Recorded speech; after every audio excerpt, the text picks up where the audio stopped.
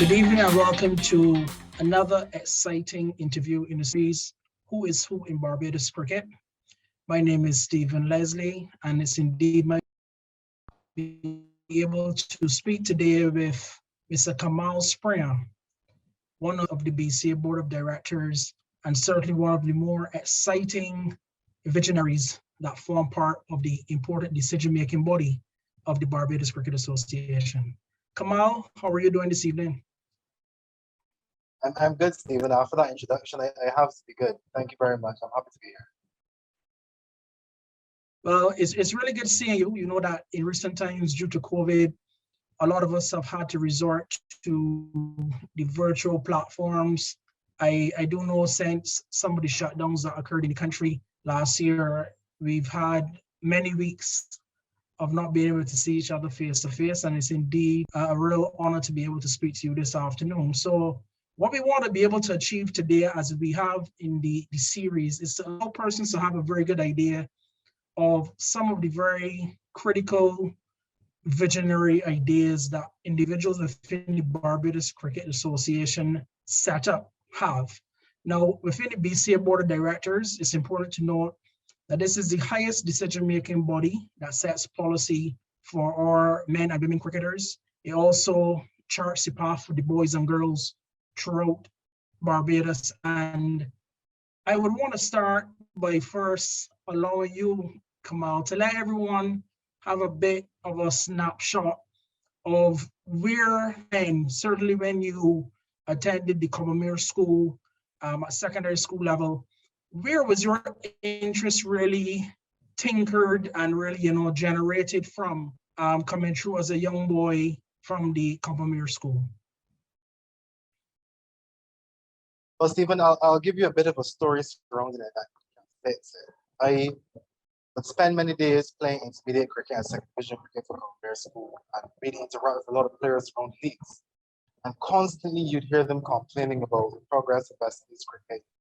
And as a young man, you're listening to all these more experienced individuals talk about it. You're wondering, oh man, I love cricket. I love what cricket, socioeconomic impact. How can I help? How can I get involved?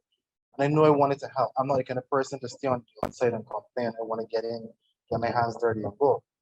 And I was having a conversation with my coach at Mayor Roddy Eswick.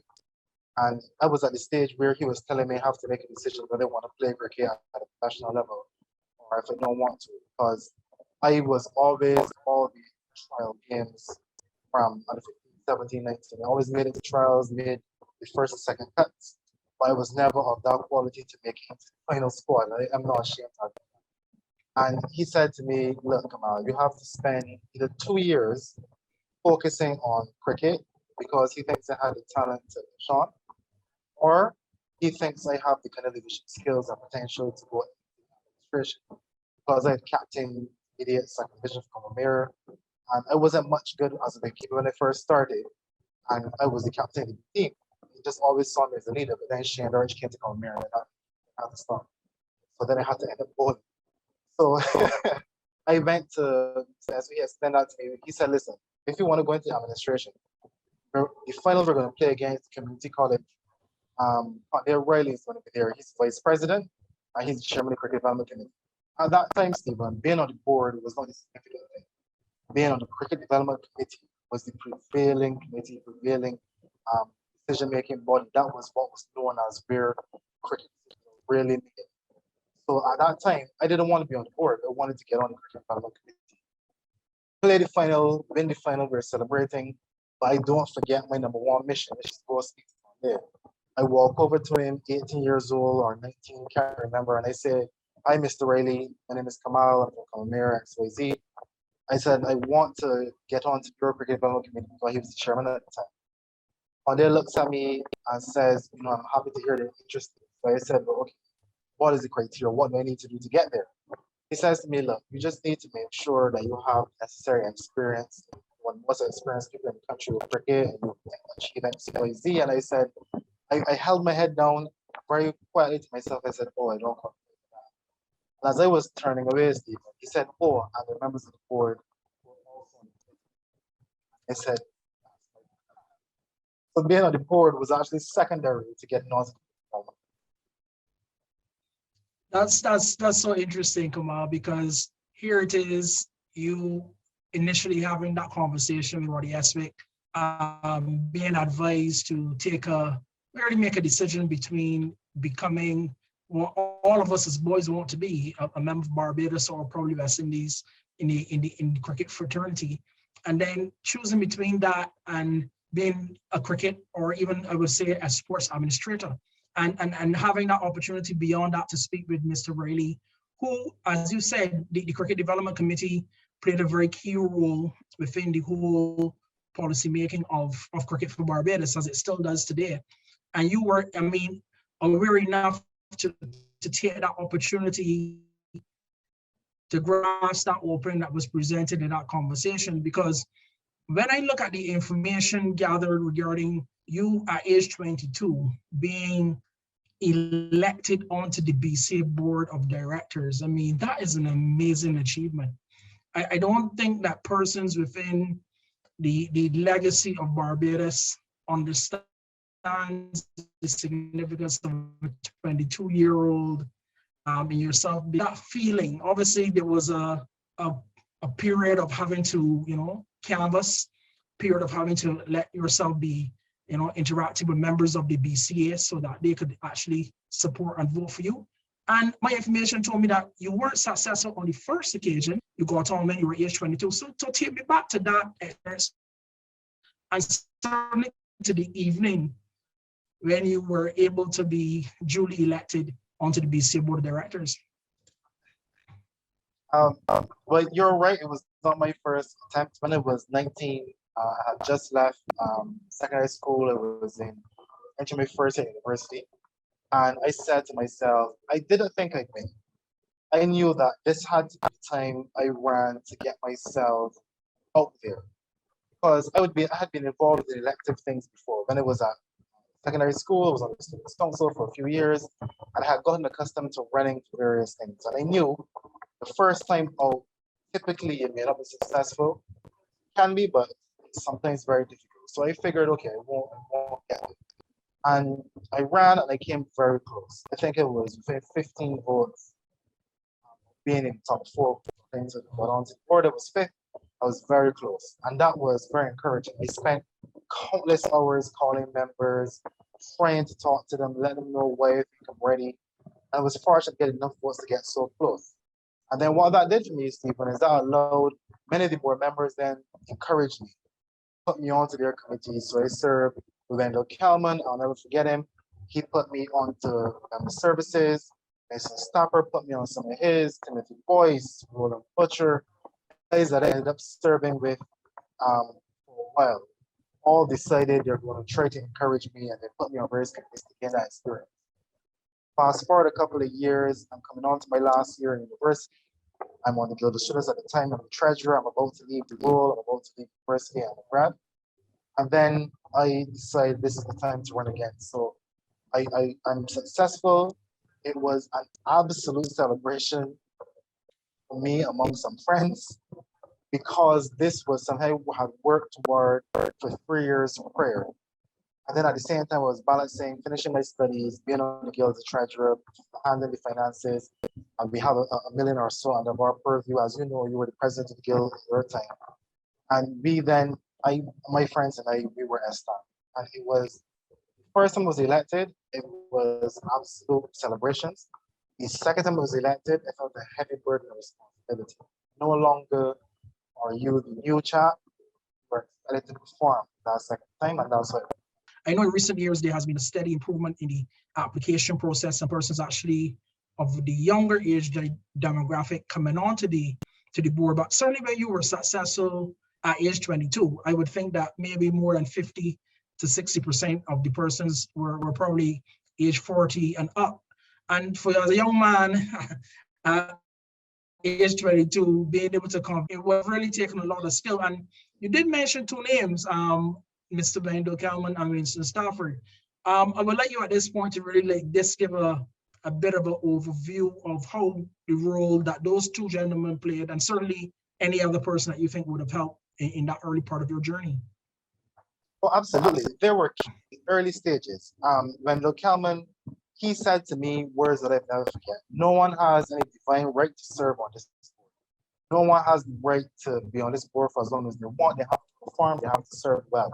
He said to me, Kamal, when your time is up, know your time is up, step away, allow the next generation to take over.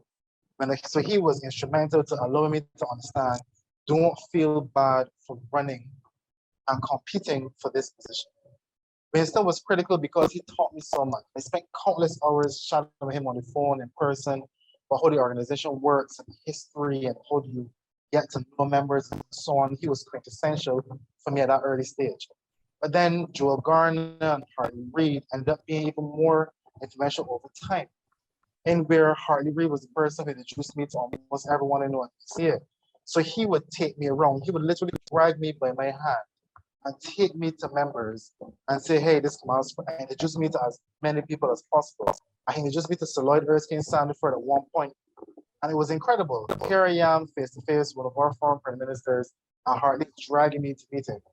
And then Joel Garner was the person that had the confidence in me to give me my first committee. So I think it was about 2024, and he gave me youth cricket and limited overs. Those were my first set of committees. And Joel would spend time talking to me. We would be at international games during lunchtime.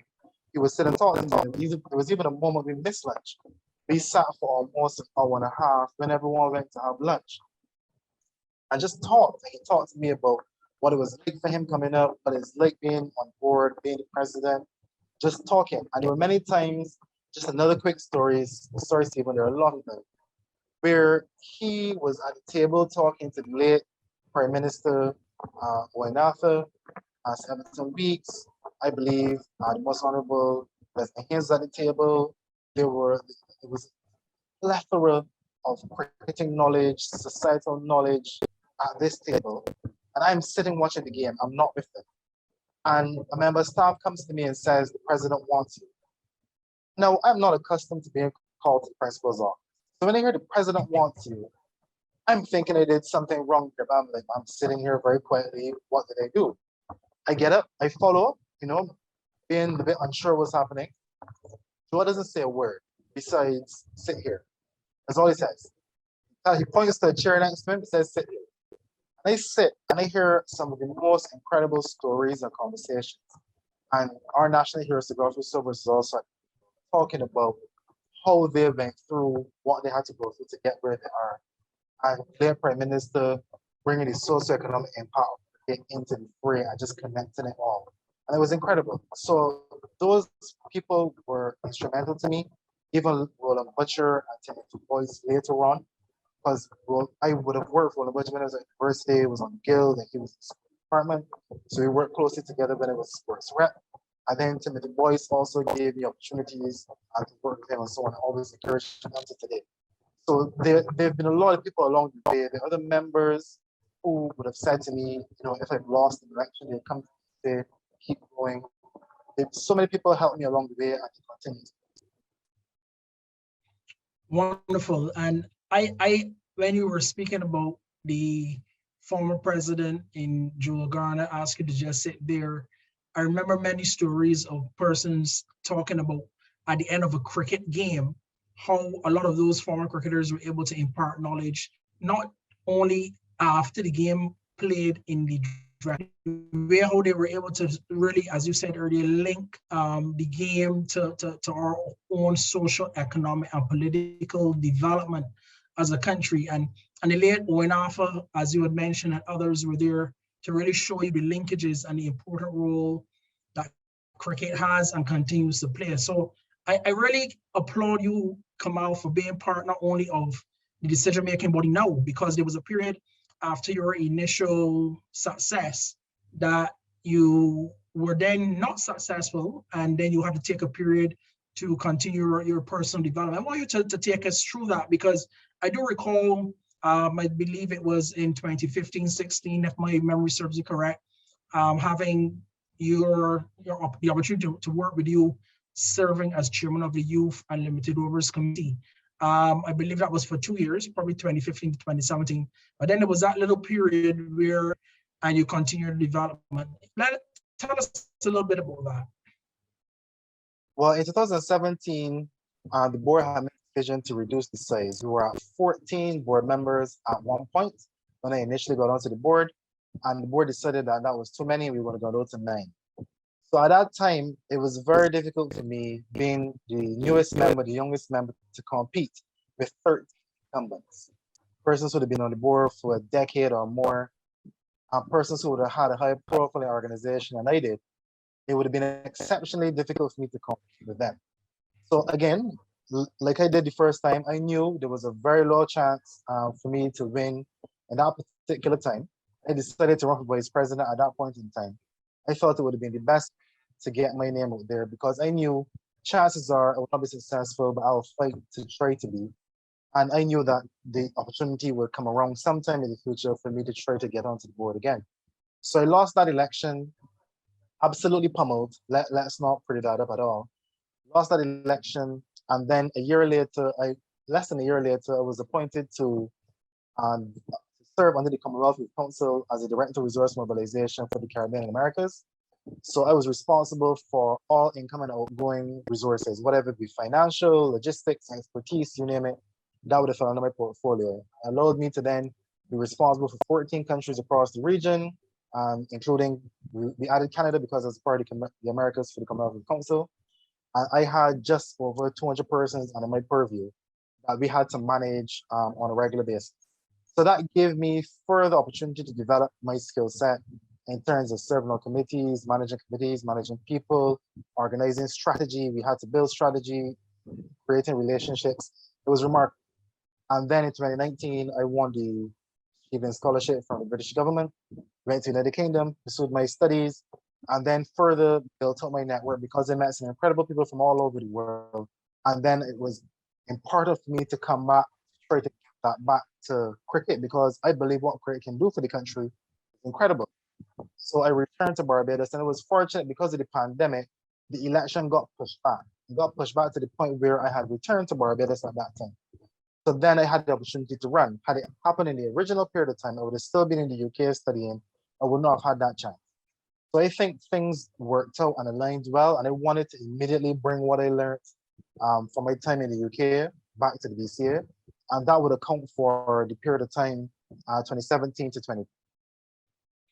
Well, interestingly enough, I do recall you from UWI in management, and then that experience, the period that you spoke about, would have allowed you to have to complete your MBA in business administration. So I want to really bring that into focus now that we are in a COVID-19 environment. Certainly, COVID-19 has not just globally impacted our way of living, but certainly sport and the game of cricket, and the ability to be a successful navigator and administrator in this new environment is really changed. And I fast forward to the experience that you and I would have had recently with the West Indies versus England International T20 series. I mean, I don't ever think that any of us could have thought about having to be masked up, having to be, having our temperature checked, having to be vaccinated to get into a stadium,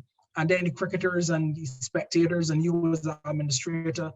The whole change. I want you to just give me your perspective of how we can still be able to work and be able to generate what you consider meaningful revenue streams, certainly in this COVID type environment as an administrator in cricket. Well, I'd like to compliment yourself and the BCA staff, Cricket West Indies, for having that series come off the way it did. And I think because of COVID, then that led all the games to be in Barbados instead of the teams going around country to country. And so you and I serve on the local organizing committee for that, and the amount of time and effort that goes into putting those games on the books is incredible. And I want to applaud all those involved, from the government. All those involved need to be congratulated. Now, the socioeconomic impact of those games will be felt for a while, because the persons who were indoors for a long time, wanting to get out, wanting something to be excited for, the bars and restaurants would have benefited because persons would have gotten out and there'd be an atmosphere. So I do recognize that the impact of COVID is it has been remarkable on the lives of a lot of people. And some people have lost their lives, and my heart is felt for those families who have been through that. But I do think that we can go through a rebound for cricket, and I think that COVID has, if you look around the world, you will see that online gaming and all these things have exploded. So before the pandemic, cricket already has significant competition because you're competing with other nonprofits, other sports, you're competing with gaming, you're competing with a whole host of things for the attention of not just young people, but for parents, for persons who are more advanced in age who were interested in cricket before. So I think now the BCA has to consider its digital footprint significantly. How do we deliver the best quality and content to persons digitally and maximize on the opportunities that would bring?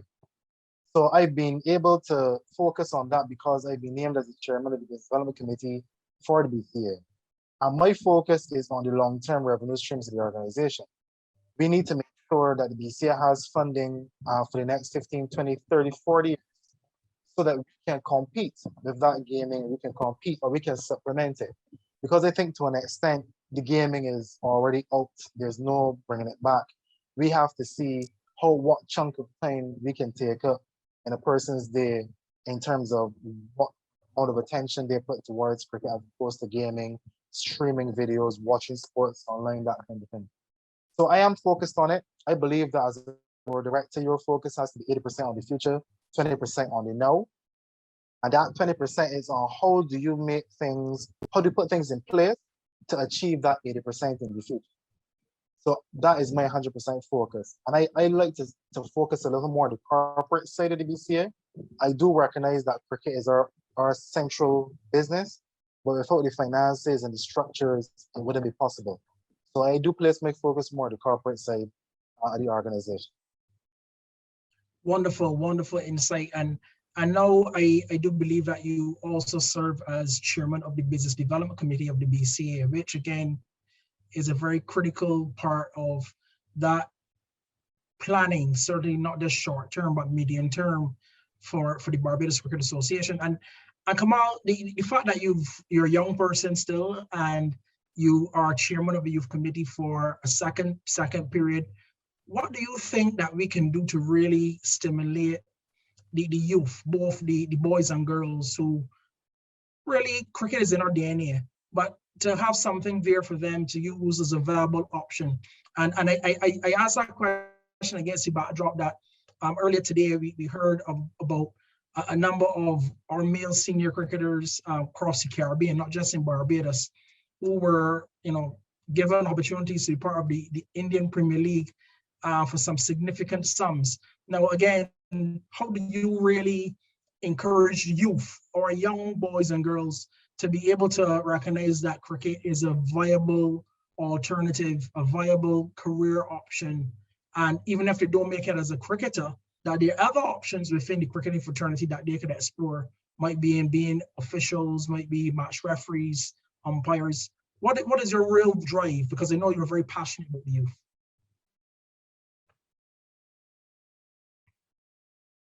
Absolutely. I'm not currently the chairman of youth cricket. I serve on the committee. Pedro Graves is now the chairman of youth cricket. But I absolutely have my heart and soul interested in youth cricket. In my opinion, it is a situation where if you get that right, you get the youth section right, it's half the battle. If you can make sure the quality of players that come through the system are strong to under 19 age group, then you can make sure that your club cricket and so on is strong to foster that all the way through to the West Indies level. Difficulty you're going to have, again, is trying to win their attention over the digital platforms they have access to, social media, the gaming, you name it. And these games are pretty much social media platforms now. I was fortunate to study AI as a part of my minor from my master's degree. And I started to recognize the incredible impact that machine learning and all these technologies have on making sure these people are constantly on these platforms and engaged. So for me, you want to make sure that young people know the opportunities. And when they look at schools and clubs, they don't just see the best to the West Indies. And there are programs that you can run. You can run programs where you're going to teach people to score, to umpire, how to get involved in the administration, manage clubs. You can even go into the schools and have schools have their own associations where they have their own membership at school and organizing ball and softball. Run. Give them something to manage because that is what they need to fill out college applications, to get jobs. They need that extracurricular activity. And then the baby brand clubs. Clubs should be seen as an opportunity to volunteer, an opportunity to gain experience, opportunity to network, opportunity to socialize. And if you start to package it a bit differently as something that they can benefit from, as opposed to something that they play because it's our national sport or it's been big for us historically, I think you'll get a lot more young people involved once you show them the utility. Young people now are going to want to know, what am I going to benefit from this? And we need to be able to make it very clear the benefits that they can gain, even if it's fitness-wise, adding to your CV, making yourself more marketable for university. I think that is key, making some kind of package that appeals more to them based on utility as opposed to history. Wonderful. How critical do you believe that the schools and clubs have to play in this entire journey? Because certainly we know that there's a lot of restriction in the availability of resources. COVID has really hammered home that in a way that we never thought that we would have seen. But even prior to COVID, you know, like in the case of even having a curator or groundsman at a school, being able to adequately prepare the pitches for practice and the games, the same thing for clubs. Those resources have always been limited. Now COVID has come and it's really, as I said, impacted it in a more devastating way. How critical the role do you think that the BCA should play within the confines of our own resources in order to build out the importance of the role that schools and clubs have to play? Oh, that's a big question, Stephen. For me, I was very fortunate when I was at secondary school. I went to a school where filled with national players. Some guys were on contract from 15, 16, and I could never afford the equipment to play cricket. Cricket is a very expensive sport, and that's a reality. To be able to afford a full bag of gear, you're probably looking at over $2,000 if you buy anything that has any reputable name. So I recognized from very young that this is going to be an expensive venture, and I was fortunate. So I would get a gear bike from Shane Dorrich, or I would get a pair of pads from Craig Bradford, or I would get a bat from Jamal Warwick-Can, I would get a gear bike from Justin Graves or something like that, and that would build my equipment. And I was fortunate like that, but the majority of the players around me had their own gear bikes and so on. I was at a school where we had concrete nets with matting and fencing, where we had dedicated ground staff. I think we have 4 or 5 members of the ground staff, dedicated coach. I'd go to play against other schools who didn't have that, who didn't have more than one person looking after the pitch or the grounds, who didn't have anyone dedicated to cut the grass, who didn't have a dedicated coach. Maybe that person was a teacher who was giving up their time. And you saw then the inequity right there and then. COVID obviously would have exploded that, and in some cases spread the inequity even more. So there was an issue for a long time. And how do we make sure that a young person at a school, because their school isn't well endowed with resources and individuals who can pump resources into it, how do we still ensure that young person can show their talent and benefit? So obviously the BCA has resources and we can't go into everywhere. Of course, it has to be a serious consideration as to how do we handle those schools that do not have the resources. And even now in COVID, almost all schools are in a situation where they don't have any resources. So that has to be a serious consideration. On the club side, it's going to be expounded tenfold because the Ministry of Education would look after schools. So they have an infrastructure, a backdrop, they have their boards, they have structure in place to ensure they continue on. Clubs are depending on individuals to give their time, they're depending on people to continually join. So their impact and longevity is going to be more at stake than, for example, school. A school's cricket program fall, but the school itself will not. But a club, which is centrally organized around cricket, has that risk of falling in totality. the BCA has to, in my opinion, consider how we get members through the door. That's the key. How do we get paying members through the door at clubs to rebound clubs? Because other things can grow from there. And clubs will have to be a space for socialization. It has to be a space for getting involved in the community, whether that be volunteering on committees. It has to be a place for fun. The same community level cricket, table, or handball competitions have to be prominent at clubs. People have to see clubs as a hub for enjoyment and family. And that's what it needs to help clubs to do. We need to market that. We need to make sure there's a map of Barbados where everyone can see where every club is, find out how you can join. Those are the kind of initiatives that I think of for the long term that can help clubs get members to the door. Once a member is in and they love their club and they want it to survive, they'll put their heads together to make sure the longevity of it. On the school side, the BCA has to work very closely with the National Sports Council, the Ministry of Education, to be able to understand, listen, there were inequities before. No, COVID is made this worse. What can we do? What resources do we need? And how can we try to get those resources, which is a part of our responsibility as a development. Interesting, Kamal. I know there's a saying, African proverb, I believe it is, it's sometimes more beneficial to teach a man how to fish as opposed to giving him a fish. And I preface that by saying the importance of educating the different clubs in order to be able to manage their own finances, however limited their resources that might be available. Similarly, at the schools, how important, or what role you think that Barbados play in educating those clubs and schools, certainly as we go through these very uncertain times? I think I do agree that we need to make sure they're educated. I do agree we need to make sure they're aware. I think that the BCA will have to use its potential national reach to aid in enhancing what the clubs do. So if it is that they want to have membership drives and it's multiple clubs, the BCA has to make it known nationally that clubs are having a drive, look for the club in your community. So I think it's certainly going to be complicated to come through this process. I think if the BCA leans into its strengths, we're in the entertainment industry, or is a subsection of entertainment. And if we can capture the essence of entertainment surrounding our competitions and in general, and look into the ways in which national organizations are generating their revenue, you can look at the biggest teams in the world, whether it be NFL, NBA, Premier League football, and they generate their revenue streams in similar ways. Of course, they have more engaged and larger fan bases. So what we're going to do is not going to be the same degree, but the fundamentals are there. And I believe that once the fundamentals are there, you can build on it because they've been doing it for years and years through the trade and testing. And it's a matter for the BCA to adapt some of those international practices at home.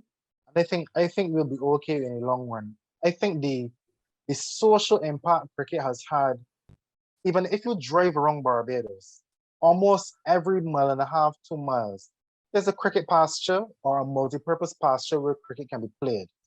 You go around so many secondary schools, there's a cricket pasture or a multi-purpose pasture where cricket can be played. Some schools had 2 pastures where cricket can be played. It is so embedded socially, even if it's not among the youth as we want it at the moment. The facilities are there. If we want to get into any community in the country, there's a cricket ground nearby that we can go and have our outreach and engage. And I think the BCA has the potential to be the #1 marketing entity in the country. I think that if you wanted, any business wants to do anything in Barbados, that the BCA is going to be the ideal partner because we can get to any community very quickly, physically and digitally. I think we have the physical infrastructure and we're building out the technological infrastructure that we can get anywhere in the country at any time very quickly to execute programs and bring public awareness. So I do think there's some light ahead. That's very, very impressive in terms of your thought process and the vision for how we can really maximize the limited resources that we do have. And that's going to take me really right into what I would consider a revolution financially, revenue generation for the BCA. We just had the West Indies versus England T20 series. You do know that in the month of March, which is just about 3 or 4 weeks away, we'll be hosting the England team again for the Test series. What opportunities do you see in a very general way for those hundreds of Brits that are likely to come into Barbados in the month of March? How do you think that we can utilize that opportunity? And then if we do get benefits from it, probably use some of those resources to prepare our women's team. Our women's team, as you know, is preparing for the Commonwealth Games, which will be held in July of this year. And then we also will have club cricket prior to that. But really, how do you see the opportunity initially with that series coming up in a few weeks' time? But I'm really happy you mentioned the women, so I'll make sure to touch that a little later. In terms of the impact, I think that when it was at the last local organizing committee meeting, I think we were looking at over 5 or 7,000 coming so far, with more potential for a large amount up to 10,000. So of course that depends on capacity of the stadium and so on. So for me, they're coming here to be entertained, not just to watch the game. They're coming here to enjoy themselves. We can absolutely capitalize on that. We're in a significantly unique position, knowing exactly the amount that are coming, knowing who are the persons that coordinate with them coming. We're in a strong position to be able to play a key role in their entertainment and working with individuals who will be involved in their entertainment.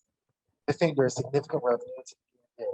I do think that if we're able to do that well, we could generate further later on outside of these English series, where we're able to attract them for entertainment purposes outside of sport if they enjoy the things we put on for them in a significant way.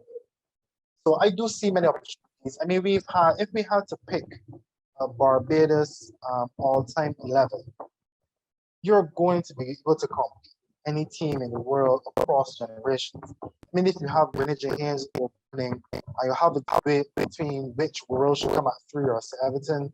If Everton should be the one that comes at 3 or 4, where should the Garfield Sobers pattern? And if you should have 4 pacers to make sure Sylvester Clark gets in with Malcolm Marshall, Joe Garner, and Wes Hall, you'll have a difficulty deciding who's the wicketkeeper. If you look at the all-time great Barbados 11 that competes with any team in the world, why isn't there some kind of docu-series on Netflix or Amazon Prime or Hulu or any of these streams talking about how this small country was able to produce some of the world's greatest players in their own positions across generations? There should be revenue opportunities for us there to expose that. Look at how you have Joyful Archer, you have Chris Jordan, you have now Jacob Bethel, who were in Barbados, went over to their academies, are now starters in those English teams in their own right. Jordan is not left out of a T20 squad. And once you have a fit Joyful Archer, he's going to be in every squad. Jacob Bethel went straight into the England under-19 World Cup team. I think he played every single game. There is something about Barbados that allows us to produce these fundamentally gifted players, to be able to produce, to go so rapidly along the pathway. That has to be studied, and there must be revenue opportunities there for media and documentary series for us to be able to explore exactly what that is. I do believe there's significant opportunities when the English get here. I think they're going to be mainly surrounding entertainment, but I think there are a lot of relationships to be had. I think a lot of leaders of counties and itself, I think they're going to be here. Discussions can be had to further relationships and see how we're able to not only generate revenue, but reduce costs in terms of equipment and so on. So I do see significant opportunities coming in this year. Great insight. And in the final segment here, I really want you to tap into the importance of our women.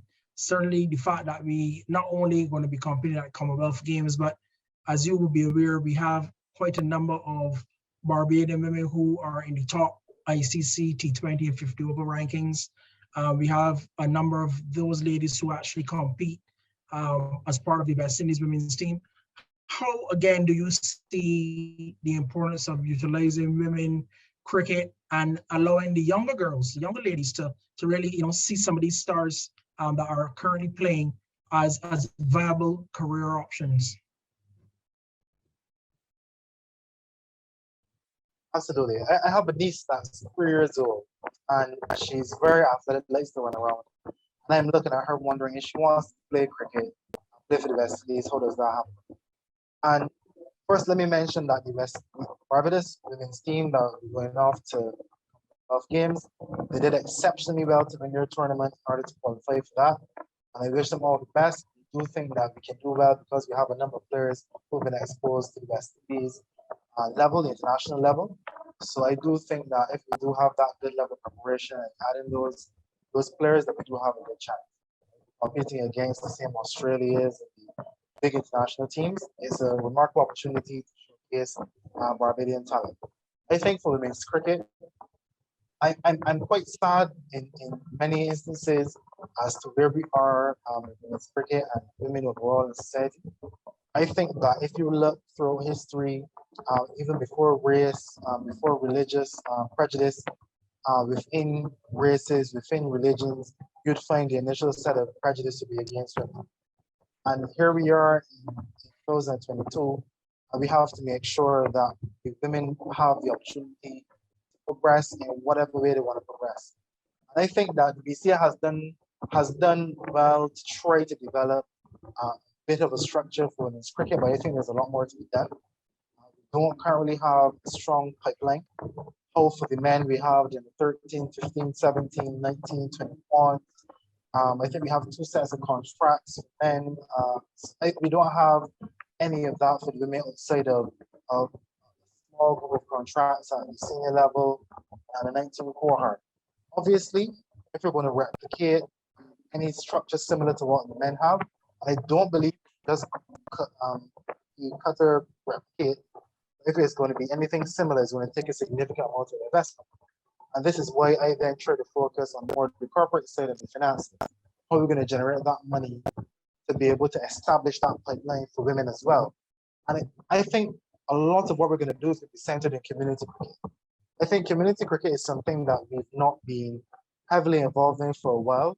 And so when I was growing up, I'd come home, I'd run home after practice to see all the tape ball action happen at Lumber Company, all the tape ball action happening at UE.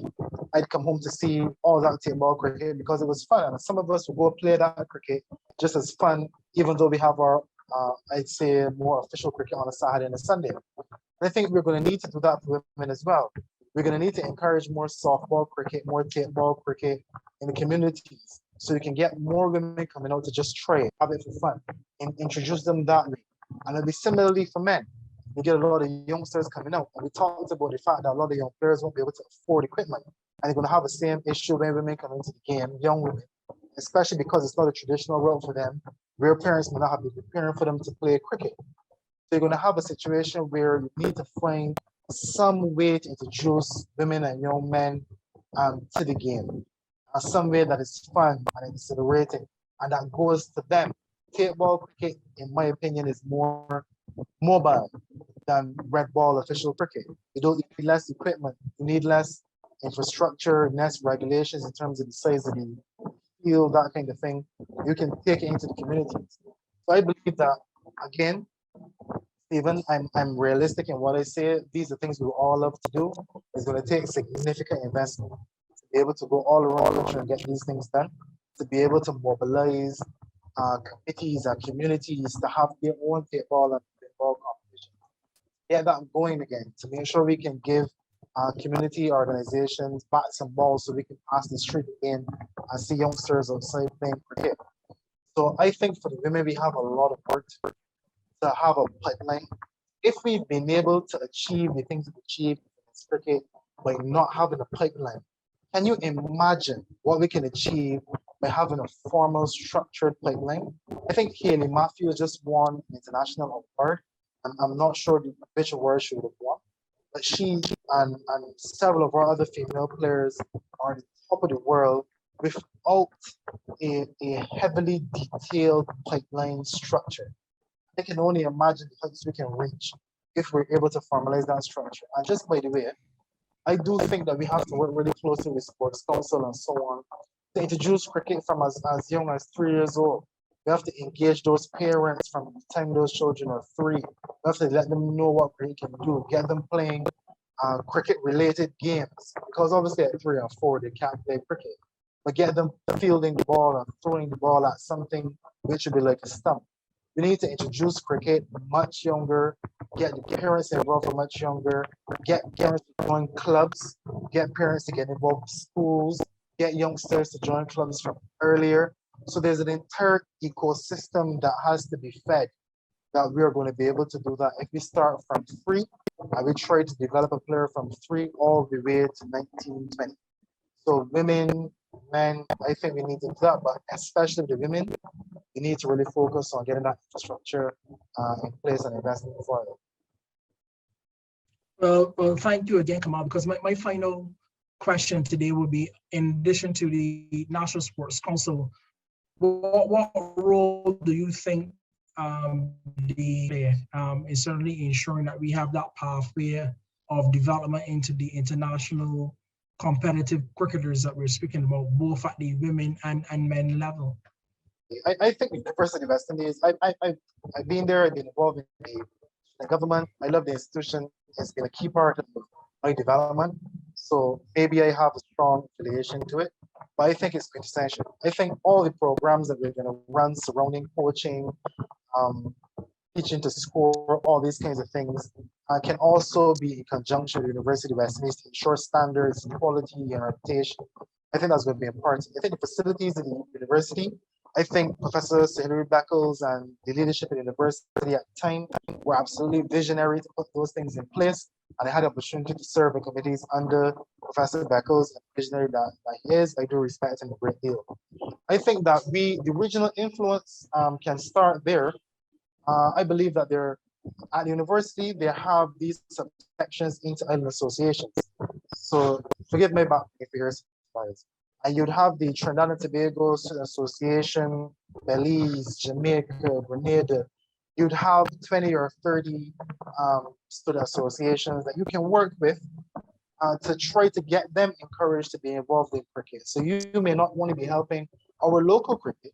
We may also be helping to produce the next president of the Trinidad and Tobago Cricket Board, or the Jamaica Cricket Board, or the next West Indies Board president that may not be from Barbados, but came through programs and systems that we ran in Barbados. I think it's also important for us to use the facilities of the institution to also ease the pressure on President Noble and the more community programs and the more serious cricket that we're playing. If we are able to get Commonwealth teams to come here, county teams to come here, we can get Kenya, Netherlands, and all those teams to come here for tournaments and activities, and for us to create some more socioeconomic impact. We will need universities to partner with, which will have a world-class facility. Teams like Windward and North Stars and so on that have those facilities.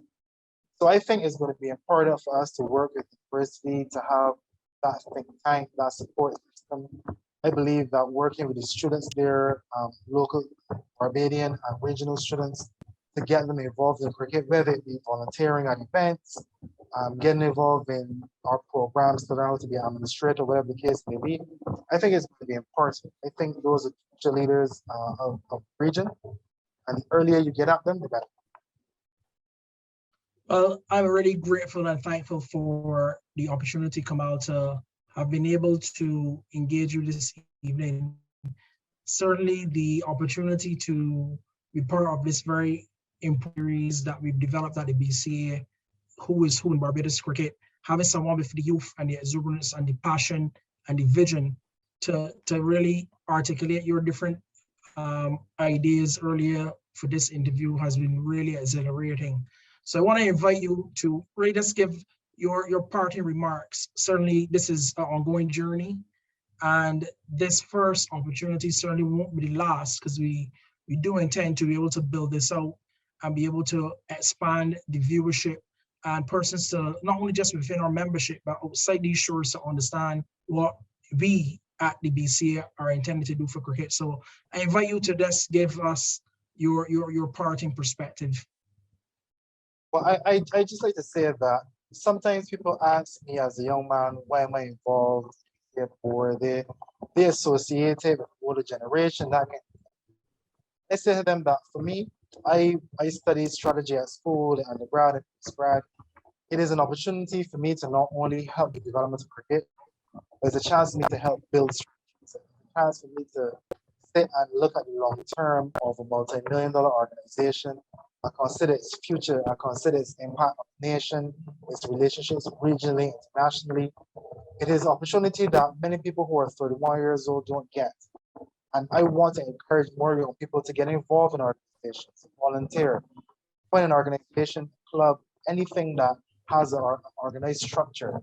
Get involved, start to get experience in planning, being strategic in your thinking, budgeting. Get the opportunity to get involved in community. And I think the experience is going to be a significant help in the future for a long time. I hope to be involved with the BCA board for a very long time to come. Obviously, that's up to the membership to decide if they want to elect you. I do think that more young people need to get involved in organizations like this. And I expect in the coming year or two, we'll have more drives to get more young people involved. We also need to make sure we have the necessary attraction, bring those talented. So those are my parting words. I appreciate the time. I'm very honored to be a part of the who's who. I'm not quite sure I agree that I'm a part of the who's who, but I take it for the time being, and thank you for having me. Yes, Kamal, thank you again for consenting and agreeing to join us. My name is Stephen Leslie. I'm Manager of Marketing and Communications at the Barbados Cricket Association. And we've been speaking with Kamal Springer, one of the youngest ever and current member, board director of the Barbados Cricket Association. I want to thank you again, Kamal, and have a good evening. Thank you. Same to you, Stephen. Take care.